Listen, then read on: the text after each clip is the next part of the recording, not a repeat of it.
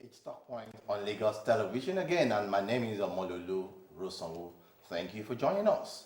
Today on Talk Point, we shall be looking at democracy. Specifically, we'll be looking at democratic sustenance and governance. And of course, we know that on May 29, 1999, Nigeria got got back to democracy right again. And afterwards, it's been on and on after decades of military incursion into politics.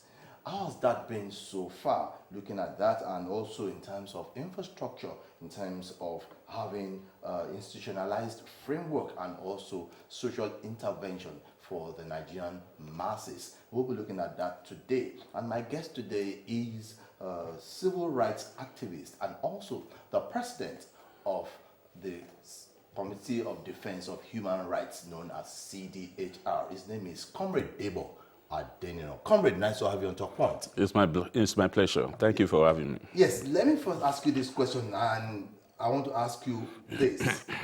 Nigeria returned back to democracy, yes, which I said in 1999. Afterwards, how's it been since we got back to civil rule after that the long interregnum into politics? Well, thank you very much. It's been tough. It's been undulating. It's been winding. It's been comme ci, comme ça. So.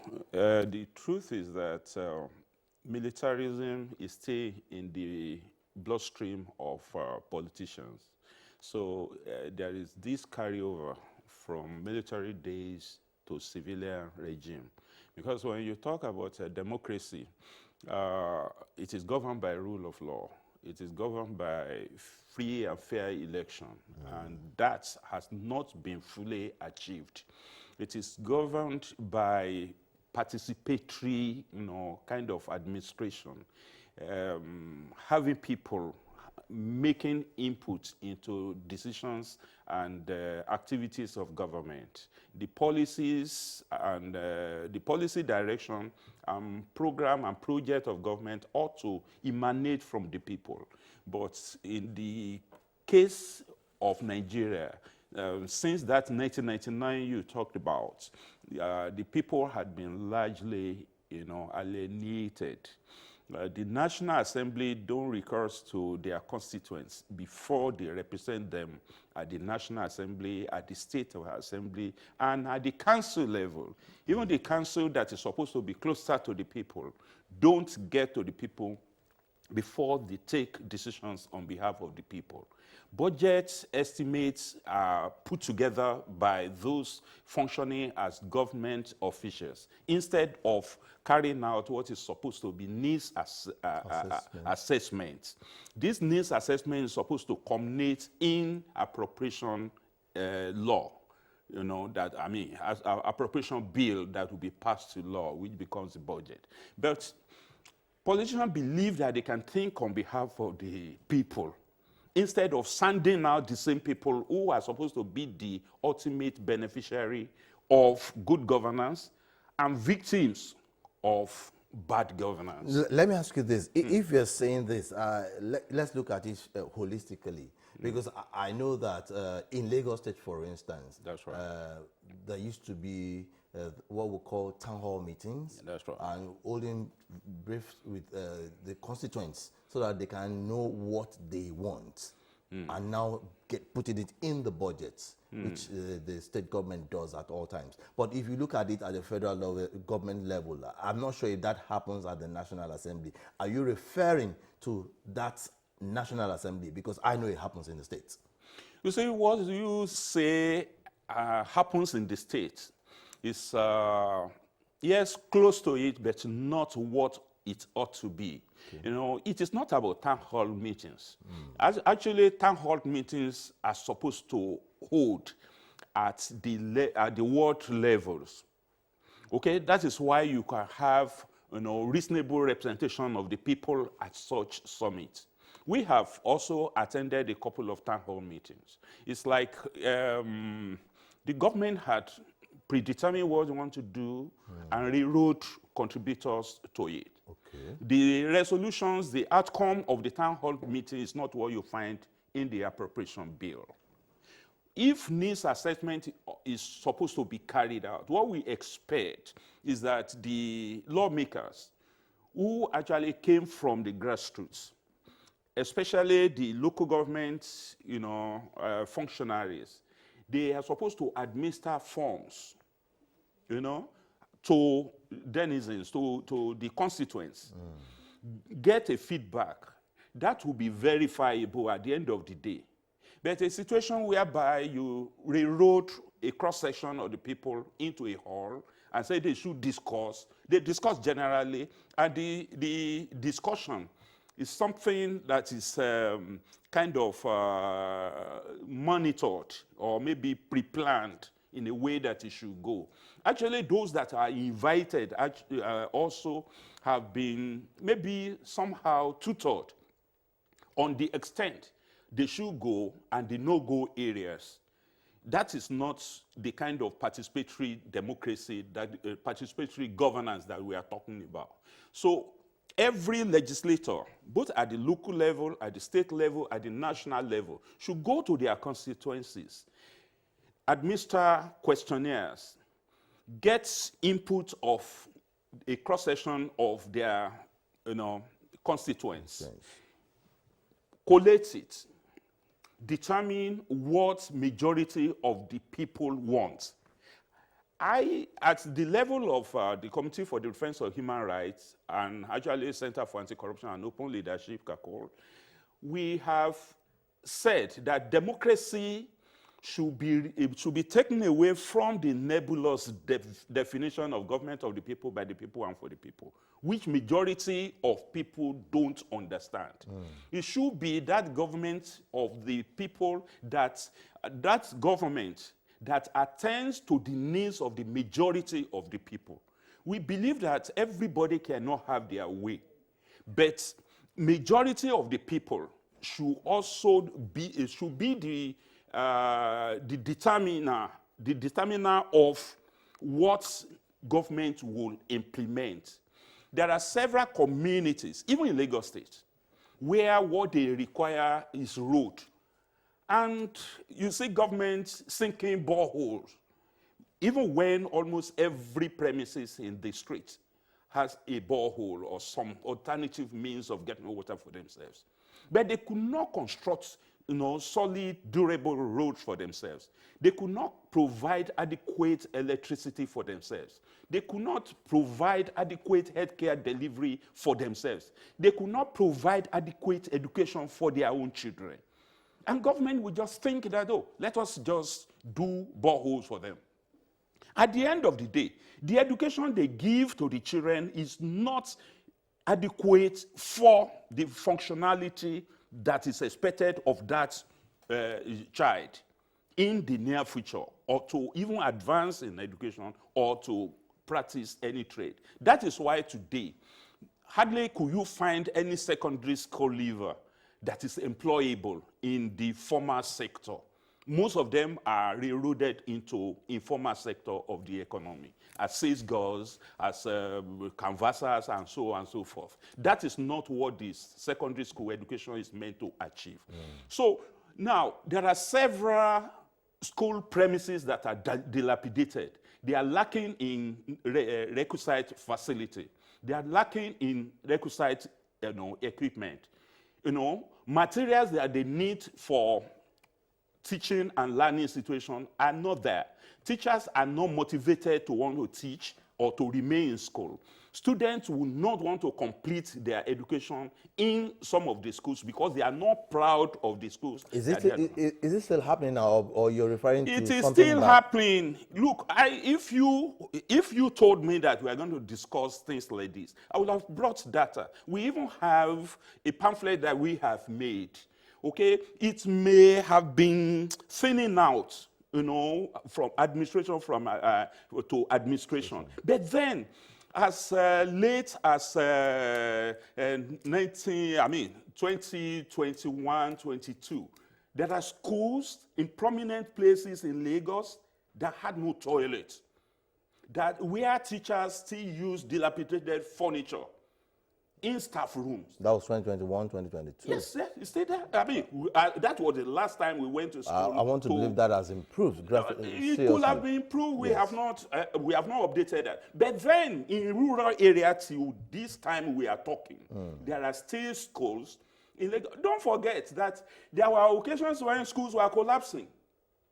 In Olowora, in Isheri, and we were there. At Ijayojokoro, we were arrested by the police when we went there. What year was that? So I can't remember vividly, but around that, I don't want to mention the name of the governor there. We were arrested while we were filming the dilapidated structures of the school. That could be some years back, right? Some years back. I will tell you, the one at Ojokoro happened when Asiwaju was actually the governor of the state. Okay? The junior section was actually in total, dilapidated situation. There was a building, although he responded, and the legislature around that place also responded. Immediately after that publication on a television station, because we were actually running a program on a television station where we exhibited all of these laxities. The legislature then, I forgot his name. I used to remember his name, Mustafa or something. Jokoro donated a building of 6 classrooms. There was a 2-story building that had been abandoned for so long. So when the governor, Asiwaju, when he was governor, when he came to commission that, he saw the building that had been abandoned for so long. Well, he fixed it. Then the junior section that was at the back of the senior one was also fixed. That was responsive government. But then it was after that, in the days of Lawal, at the commissioner, that a building collapsed in Isheri. We were there. And we had confrontation. In the days of Shobowale, there was another school that collapsed. Cardoso and Gaskia Secondary School, was it Cardoso actually? They had a clash some time ago because there was no perimeter fence in their schools. Okay, I recall some of this. That was around many years back. Well, it is after 1999.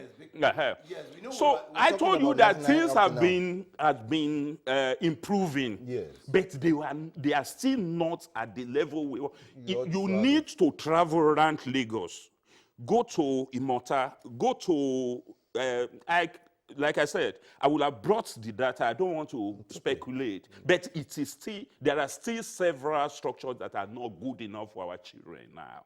Some teachers are not, most teachers, maybe let me just say some, are not yet satisfied with the motivation that they get. Then some students are still not proud of their schools, so they don't want to complete their education in those schools. Some classes are still crowded, but that is schools. Go to hospitals. There was also a time when the hospital were decorated outside, but were filthy inside. When you get into their conveniences, no water. So you still have to go and buy water. Enough water, maybe in bucket, to flush if you have to, or pay, bathrooms outside. What year was that? You see, if you ask me to mention years, No, but, I'm just trying you to, want me because to mention administration, that was Fashola administration. that was many years. Okay. Bagada, Agege, and another one around. I okay. forgot. It's No, okay. so when we went there, we actually went there. There are machines that don't have operators. There are others that don't have maintenance experts, but they're there. Why would you procure a machine that nobody can operate? Okay, I'd like to ask you one question. Yes, Have please. you gone there in the last 2-3 years? I've told you that we have not updated Okay, our head. yes. But then I told you that because you brought me back to Lagos. Yes, I was yes. talking globally. I mean, in Nigeria, I was talking about the national thing. It's okay, because I know that there is Lagos is improvement. even, of course, is the Yes, best because example. if you go there in the last 3, 4, 5 years, you'll see that. I will still go back there because you have challenged me, and then I'll give you. go back there, then we will still come back on air, Yes, so that you can also go and No, assess I and see. actually work with the Office of Civic Engagement, yeah. Okay. And along the line, we also moved around the 5, but we didn't go into Hinton, and we didn't go there for research. Okay. But I believe that people didn't complain. We were with them at Badagry side. I forgot the name of the town. Okay. We were in Ikorodu together. We were in a couple of all those villages together. The complaints were not directed at those ends. So I believe that improvement could have come.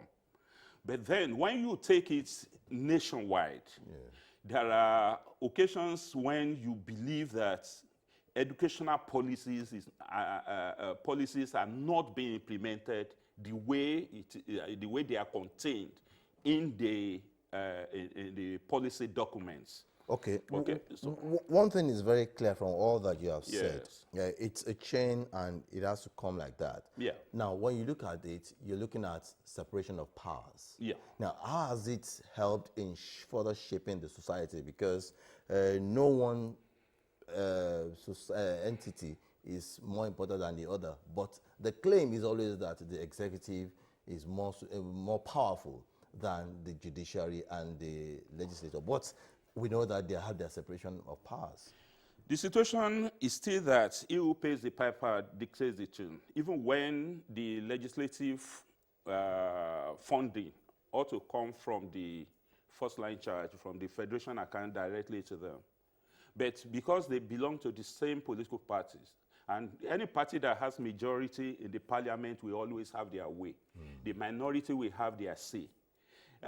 Although, as far as I'm concerned, if you are talking about Nigeria, excuse me, if you are talking about Nigeria, even when the legislature and the executive have not been at loggerheads, the citizenry has not been suffering any jeopardy arising from such a relationship. I believe it's happening also in Lagos State. Lagos executive and legislature relationship had been very cordial. That does not mean that the people are suffering. The checks and balances that are supposed to occur, I believe they do it covertly.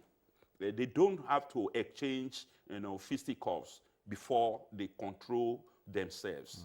And the separation of power is actually functioning, because you also knew what happened a couple of months back when Lagos State's legislature wanted to remove their leader, their speaker. So the executive left them to sort themselves out. Eventually, that's what happened. Okay, let me quickly run through this so that because of time constraints. Okay. The judiciary, the NADECO, the National Democratic Coalition, the CDHR to which you belong, and also we used to hear the Campaign for Democracy. Yeah. We suddenly don't find them more functional, unlike before. Yes, what's happening? Are they not supposed to be as checks and balances to monitor governance in the country? Now, before NADECO, we have PRONACO, Democracy Organizations, and several other organizations like that. You see, National Democratic Coalition became a child of necessity when Abiola lost confidence in the politicians that he got to power with. Okay, many of them chickened out. Babagana Kingibe chickened out, several others, So SDP was no longer SDP that he left behind. So we had to send Gani to bring him back from the UK where he went to after he was frustrated by the authorities. Don't forget that interim national government had been declared illegal by Justice Dolapo Akinsanya.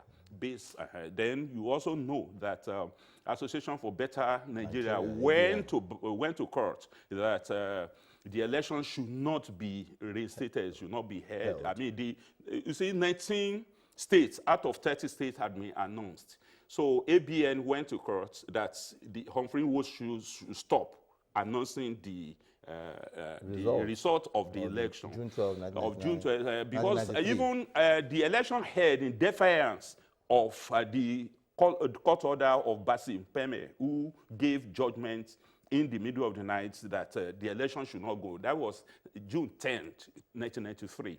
So these brickbats continued until June 23rd, when Abacha latching on the court cases and the furore that arose from it, and say that, because of the flurry of court orders and the rest of them, he annulled Babangida annulled the election. Okay? So all of that prop up more activities from NADECO. And that is when the NADECO now said that, okay, the mandate should be restored. That was when the activists came up. The activists, but then CDHR has been there since 1989, yes. Just to defend human rights. When Babangida was violating rights with impunity, they have this preventive detention decree where they can hold you for initial period of 6 months, and they can always renew it without charge or trial. Yes. Let me just give you 1 minute, because let me give you 1 minute to say, look, the spirit of June 12 is still there. The spirit what can we learn? Because it's a learning curve for Nigeria. You see, spirit of June 12 is still there, but what we can learn is embedded in MKO Abiola's determination to end poverty in Nigeria. The military didn't want him to end the poverty. They thought they could toy with his life. So it is the sheer commitment of MKO Abiola that made June 12 a historic, historic account that could have shaped the democratic environment of Nigeria. But the military didn't allow it. So I am not one of those who believe that June 12 should be defied. They should, no. MKO Abiola deserves to be named, the June 12 day, which they call Democracy Day, ought to have been named MKO Abiola Day, because it is Abiola that made it what it is. The military didn't want June 12 to happen the way it did. They thought that Abiola will get government and surrender it to the military. But from the look of things, he no longer countenanced the military. So he believed in his slogan of farewell to poverty and hope 93.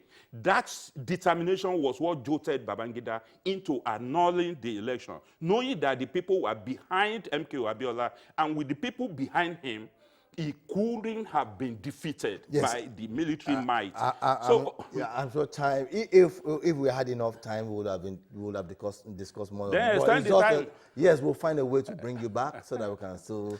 I know you have a whole lot to tell I was us. there. I was in the middle of it. Yes, I know. I was also part of it. Yes, I know you are. Yes. So don't worry. I will find time to bring you back so that we can come and discuss more. We just had to do this because we need to also further sustain democracy in Nigeria. Yes, I've been speaking with Comrade Debo Adenino, the president of the campaign for Committee for the Defense of Human Rights, rather, and we've been discussing on how to further sustain democracy and how actually the return of democracy came back to being in 1999. Thank you so much, comrade, for being part of Talk Point. It is my pleasure. The time is too short for it. We'll find a way around it. On that note, we have come to the end of Talk Point. 767 and 112 still remains the lines to always call in times of emergency. Stay out of trouble.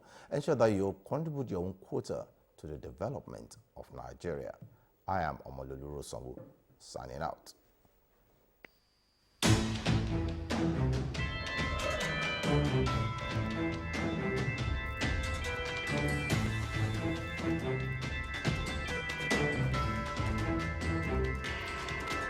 Thank you.